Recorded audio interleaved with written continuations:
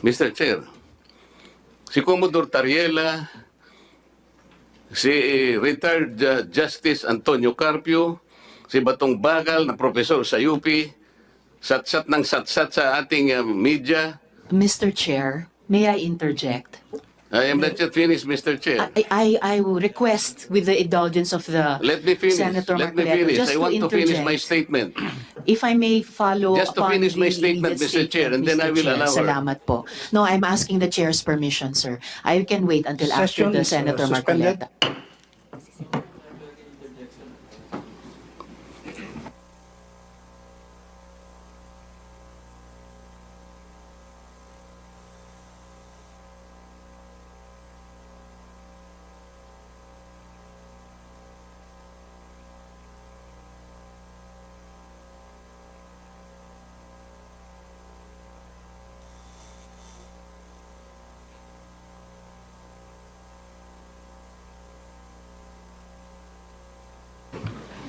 May I continue, Mr. Chair? Session resume. Thank you, Honorable. Nagtaka lang po kasi Representative. ako, Mr. Chair, kahapon. Bigla na lang nangyari na sumulat daw daw po, kaya hindi ko po nalam kung totoo. Pero sinabi po ni Chairman ng Foreign Relations, kagabi lang, na defer muna yung aming meeting o hearing bukas dahil nga po ang daw po hindi ko po sinasabi, sumulat daw po ang pati NAMRIA at ang DND, National Security. Kaya lang po ako nagtaka sapagkat yung mga iba na nagpunta sa media, nagsasalita about West Philippine Sea, wala naman pong nagsasabi na, yun po ay media pa po yun kumakalat sa buong Pilipinas. Kaya minabuti ko na pong dito namin pag-usapan, dito na lang sa Senado, pagkatapos sasabihin nila, kung totoo pong sinabi nila, nakakapagtaka naman, bakit hindi natin dito pag-usapan? Anong national security ang involved dito? Yun lamang po, Mr. Chair. Salamat po. Marcoleta, Honorable Rizal Taveras.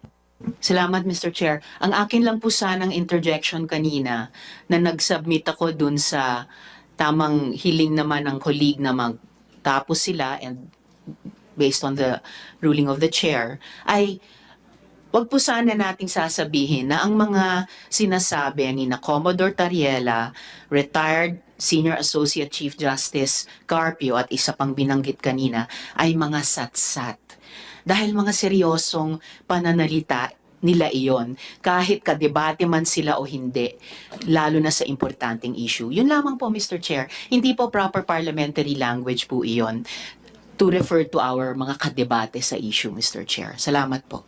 Mr. Chair, Thank you, Honorable Rizal Taveras. alam po ba ninyo kung bakit ko Honorable ginamit? Marcoleta. Alam po ba niyo kung bakit ginamit ko yung satsat? Hindi ko lang po alam kung ano ang pagkakaintindi po ng ating kasama ron. Pero yung satsat po, walang implication na masama yun Kaya ko po ginamit yung salitang satsat. Kapag sila po'y nagsasalita, wala pong batayan Halimbawa po, yung sinabi ni Justice Carpio, hindi na po kailangan ng coordinates para po i-delimit natin ang exclusive economic zone. Mali po yun Magkakamali po, pati ang mga taong bayan maniniwala sa kanya sapagkat dati siyang magistrate ng Supreme Court. Mali po yun Ang dami pong babanggain na artikulo ng UNCLOS pag pinilit niya yun.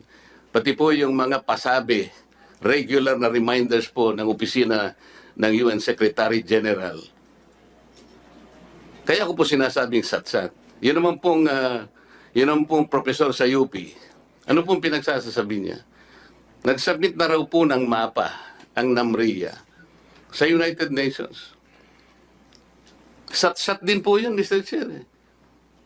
Kahit nga po ngayon dito, matutukoy natin, i-open lang natin ang website kung alam po nung professor ng UP na wala tayong sinasubmit na mapa. Alam po ba niyo kung pinapakitang mapa ng NAMRIA?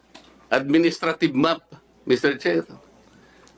Ang administrative map only shows the political subdivisions of our country, regions, mga probinsya. Hindi po yun yung mapa na hinihingi po para sa ganon magkaroon ng hakbangin para finally ma-drawing natin ang West Philippine Sea. Marami pong proseso yun Maraming proseso yun. Hindi pala niya naiintindihan, satsat na sila ng satsat doon.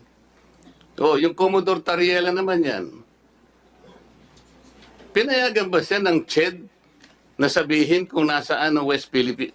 Eh, hindi naman niya po tinutukoy. Pakinggan po natin yung kanyang discussion. Miski isa doon, kaya ko lang po nasabing gano'n. Lumalabas sa social media, lumalabas sa mainstream media, buong Pilipinas nagtatalakay sila. Wala isa man na nagsabi that that issue involves national security. Bakit po nung ako gumawa ng resolution para dito natin pag-usapan, formally, bakit biglang naging national security? Yun lang naman ang tanong eh. Di po ba mahalaga sa kanila na ayusin natin lahat dito? Ito po ang bagay, ito po ang formal. Dito po mismo sa Senado. Dito po natin ayusin lahat ang hindi pinagkakaintindihan. Hindi yung radyo dito, TV dito, lahat sa halimbayan. Dito, yun ang gusto kong mangyari. Bigla na lang nagkaroon ng national security. Nakakapagtaka naman, Mr. Chair. That's the only point. Salamat po sa sagot ninyo, General. Talaga pong kailangan lamang ng ganang atin, matukoy natin, madilimit natin, yun ho ang inihingi ng batas. 14 years ago. Yun po yung hahanapin ko sana sa NAMRIA. Bakit hindi niya ginawa 14 years ago na nakararaan? Para matulungan po kayo. Para hindi po kayo parang nasa kadiliman, hindi natin alam hanggang hangganan. Makatulong po sa inyo lahat yun. At tama po yung gagawin nyo. Ang mandato po ninyo, tama rin po yun. Proteksyonan ng saganang atin. Pero pangkaraniwan na, kailangan alam natin ano ang hangganan ng saganang atin. Wala pong masama doon. Salamat po, Mr. Chair. Thank you, Honorable Marcoleta. Honorable, Gusto ko lang pong gumawa ng isang motion. Dahil si retired Senior Associate Justice Antonio Carpio ay yun na nga po ang inabot niyang tema. At tinitignan po ng marami na one of the best Chief Justices we never had. Dahil po si Rear Admiral J. Tariela ay recently nga umabot sa ganyang ranggo at palagay ko hindi disconnected sa kanyang matagal na advokasya kaugnay ng ating pambansang interes sa West Philippine Sea. Professor J. Batong Bakal ay director ng Law Center Institute for Maritime Affairs and Law of the Sea sa UP College of Law. Kaya't hindi po dapat isipin o sabihin na silang dalawa ni Associate Justice Carpio ay gumagawa ng statements ng walang legal na basehan. Dahil po Tagalog ako kay Mami, kaya't alam ko na ang salitang satsat ay karaniwan nagre-refer po sa isang Tagalog term para sa idle gossip, chatter, o babol. So, hindi rin po match dun sa tatlong taong una kong binanggit. At huli po, Mr. Chair, dahil Commission on Appointments Committee ito, at kung meron sino man po sa atin ay may issue tungkol sa mga matters pending sa harap ng buong Senado, ito pong CA panel ay hindi po ito yung lugar para i-raise ito. Dahil po sa mga dahilang ito, itong tatlong dahilan, I move, Mr. Chair, na i-strike from the record yung salitang satsat. I so move, Mr. Chair. there is a motion. May I explain myself, Mr. Chair? Yes, Kasi ako po yung gumamit ng satsat. there is a motion of Senator Teveros to strike out. If there's any objection, I'm objecting, Mr. Chair. Ganito po. 1 minute, excuse me, 1 minute suspension. Rest of time, and in order to finally dispose of the matter pending before the committee, the chair now will divide, but before we divide the house, the chair will give Honorable Marcoleta 5 minutes to explain. Salamat po, Mr. Chair. Papayag po ako na alisin natin ang salitang satsat kung meron po tayong may sasubstitute na mas akmang salita. Kasi kaya ko po ginamit ito. Si Justice Carpio na iginagalang po bilang naging Associate Justice ng kataas-taasang hukuman. Sinabi po niya na hindi na kailangan ng coordinates at charts upang madilimit natin ang exclusive economic zone. Mali po yun. Hindi po dapat manggaling sa kanya yung ganong pananalita dahil mali po yun. Wala po sa batas yun ng UNCLOS. Sa Republic Act 9522, dahil pinagtibay po nila sa isang jurisprudence, alam po ba ninyo, Mr. Chair, kung magkano ang naalis sa ating territorial sea? Mahigit pong 242,000 square miles ang naalis dahil lamang po sa kanyang. At sinasabi po niya na ginanap lang niya ang tungkulin sapagkat pinirmahan natin ang UNCLOS. Nakalimutan po niya, Mr. Chair, na yung treaty hindi pwedeng mangibabaw sa saligang batas. Dapat po bilang Associate Justice ng Korte Suprema, alam niya po yun. Si Professor Batong Bakal, hindi siya matapat sa kanyang sinasabi. Sabi po niya, nag-deposit na po ng mapa at saka charts ang Pilipinas sa opisina ng United Nations. At binigyan na rin daw po ang mga international organization. Hindi po totoo yun. Mati-check po natin kahit sino ang maalam sa website po ng UN General Assembly. Si Admiral Tariela, ang sinasabi po niya, ang West Philippine Sea hindi raw po disputed. Nag-aaway-aaway nga po ang mga bansa dahil dyan eh. Ano po ang gagamitin nating salita? Payag po ako. Kung yun po ay hindi akmang salita, payag po ako, Mr. Chair. Ngunit, palitan po natin. Anong iakma po na? Sa akin po kasi yung satsat, yung pagsasalita ng walang basihan. Ganun lang po kasimple.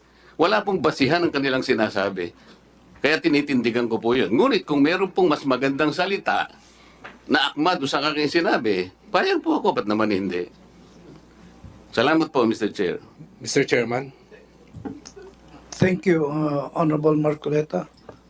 Honorable Alanti, may I suggest the word pahayag or salita or pagpapaliwanag if the Honorable Senator Marcoleta is acceptable to those proposed or suggested words. Honorable, Honorable Rizal Taveras. As the movement, Mr. Chair, tinatanggap ko po at pinasasalamatan si Rep. T sa kahit alin sa mga magalang na salitang iyon. Salamat po. Salamat, Mr. Chair. Honorable, thank you, Honorable Rizal Taveras. Honorable Marcoleta. Kung kaibigan si Congressman Alan T, kung yun po ay kagagaan po ng kalooban ng bawat isa, para wag na po nating pagtalunan yung salita na yun. Ngunit yung sentido po ng aking gustong mangyari, nandyan naman po sa ating mga minutes. Salamat po, Mr. Chair. Maraming salamat po sa ating mga kasamahan dito sa appointments. And the chair would like to... Mr. Chair? So the status of my motion is na-adopt po siya, Mr. Chair. Adopted. Salamat po, Mr. Chair.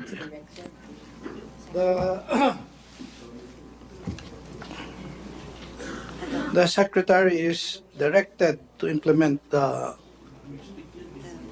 proposal of Honorable Alan T, which was accepted also by both Honorable Marcoleta and Honorable Rizal Taveras.